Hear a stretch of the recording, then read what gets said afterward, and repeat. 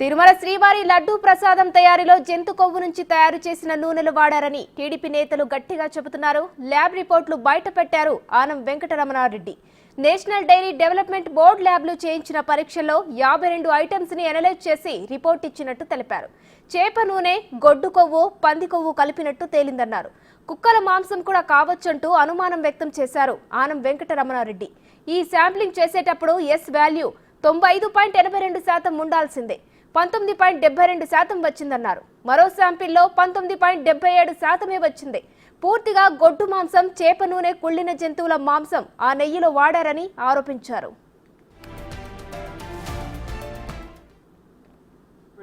చచ్చిపోయిన జంతువులు ఇది కలిపారని ఈ రిపోర్ట్లో ఉంది.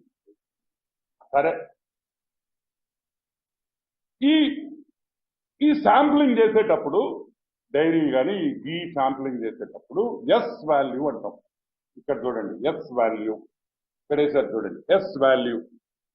ఈ ఎస్ వాల్యూ నెయ్యికి ఎంత ఉండాలంటే 95.68 to 104.32 ఉండాలి. ఇక్కడ చూడండి, 95.8 to 104.32 అంటే అది స్టాండర్డ్ వాల్యూ. అంటే ఆ రేంజ్కి రావాలా ఈ నెయ్యి.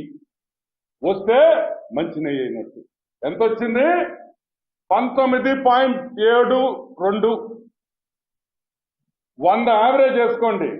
100 ఉండాల్సింది 19.72 అంటే 19, 18, 20% కూడా రాలే. 20% అంటే నాణ్యతలో 20% వరకే ఈ నెయ్యి బాగుందని ఒక రిపోర్ట్ ఇచ్చింది. ఇంకొక శాంపుల్లో 19.77, ఇక్కడ వచ్చి 19.72 ఒకటి. ఇదిగోండి 19.77, 100 యావరేజ్ ఉండాల్సింది. అంటే 19% కూడా ఈ నెయ్యి నాణ్యత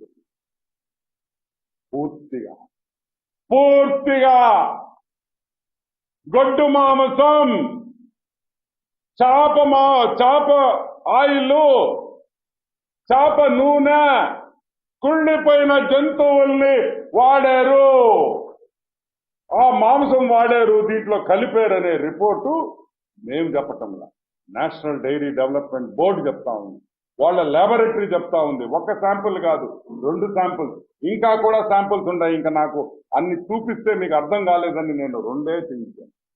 ఈరోజు మేము అడుగుతున్నాం, సుబ్బారెడ్డి, ఒరే సుబ్బుడు ఇందిరా, వెంకటేశ్వర స్వామి లడ్డులో మీరు వాడే నెయ్యిలో గొడ్డు మాంసం పెడతారా? గొడ్డు మాంసంతో నుంచి తీసిన ఆయిల్ వాడతారా? వెంకటేశ్వర స్వామి ప్రసాదాల్లో ఆ నెయ్యి వాడతారా? కుళ్ళిపోయిన జంతువుల్లో నుంచి తీసిన నెయ్యి వాడతారా? ఎంత అపచారం అని అడుగుతుంది. అసలు ఇది న్యాయమా అని అడుగుతున్నా. ఆ గోవిందుడు ఏం పాపం చేశాడని మేము అడుగుతున్నాను.